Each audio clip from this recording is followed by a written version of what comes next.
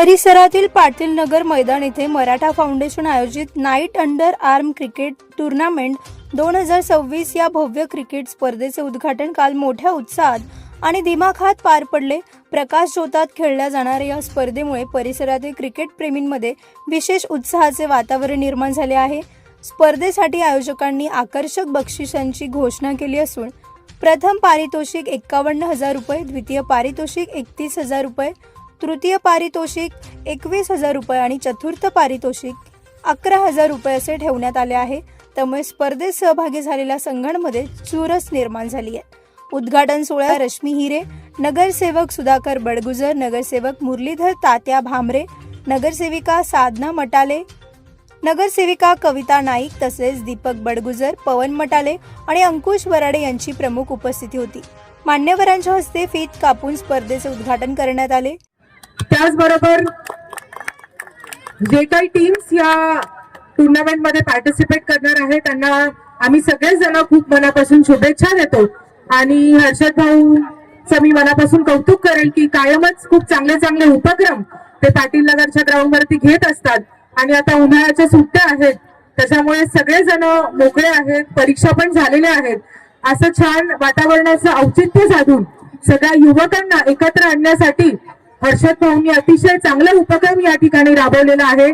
मी आमदार सीमाताईंच्या वतीने देखील त्यांना खूप मनापासून शुभेच्छा देते आणि सगळ्याच टीमला ऑल द बेस्ट। थँक्यू। या स्पर्धेचे आयोजन मराठा फाउंडेशनच्या वतीने हर्षद निक्कम यांनी केले असून त्यांना अभिषेक जाधव, सौरभ क्षीरसागर, अमोल सोनकांबळे आणि रमेश मणियार यांचे मोलाचे सहकार्य लाभले।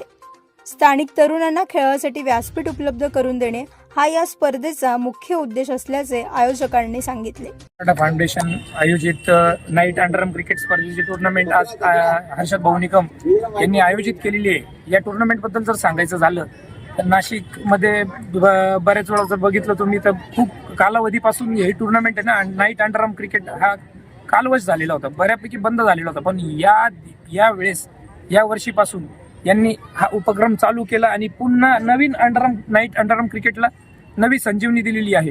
तर हर्षद निकम आणि त्यांच्या सर्व टीमचं आपण एक अभिनंदन करूया आणि अंडरआर्म क्रिकेटला त्यांनी नवीन संजीवनी देऊन त्यांना परत जीवित केलेलं आहे, तर त्याच्याबद्दलही त्यांचे आभार मानूया। Thank you sir, very good. खूप छान टुर्नामेंट आयोजित केलेली आहे, खूप चांगली क्रिकेट आहे। नाशिकमधल्या बहुतांश टॉपेस्ट म्हणजे वरच्या टॉपच्या लेवलच्या ज्या कोण टीम आहेत ते इथे पार्टिसिपेट करतात। सर, यंदाच्या टुर्नामेंट मध्ये काय नवीन विशेष काय ठेवले, बक्षीस वगैरे कसं काय? बक्षीस तर मोठ्या प्रमाणात आहेच, कॅश प्राइज आहेच, पण ही टीम जर टुर्नामेंटचं सांगायचं झालं तर ऑक्शन टुर्नामेंट झालेली आहे। ही अंडरआर्म कधी आजपर्यंत ऑक्शन टुर्नामेंट झालेलीच नव्हती, पण याचं ऑक्शन केलं गेलं। काही जवळपास 250-300 विद्यार्थ्यांनी, स्पोर्ट्सचे जेवढे खेळाडू होते त्यांनी त्याच्यात सहभाग नावनोंदणी केली आणि त्यांचं ऑक्शन होऊन प्रत्येक टीम मध्ये खेळाडू निवडले गेलेले आहेत। आता हे सगळे चांगल्या लेवलचे खेळाडू आहेत, याच्यात तुम्हाला सगळ्या मॅचेस खूप चांगल्या पाहायला मिळतील। याचं सगळं श्रेय जातं हर्षद भाऊ निकम आणि आपल्या इथले सर्वांचे चारही लाडके नगरसेवक, ते सगळ्यांच्या सहकार्यामुळेच ही टुर्नामेंट आयोजित होते। उद्घाटन प्रसंगी मान्यवरांनी मैदानात उतरून फलंदाजीचा आनंद घेतला।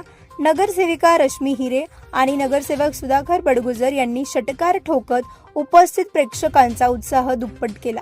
यावेळी टाळ्यांच्या कडकडाटात आणि जल्लोषात वातावरण रंगून गेले।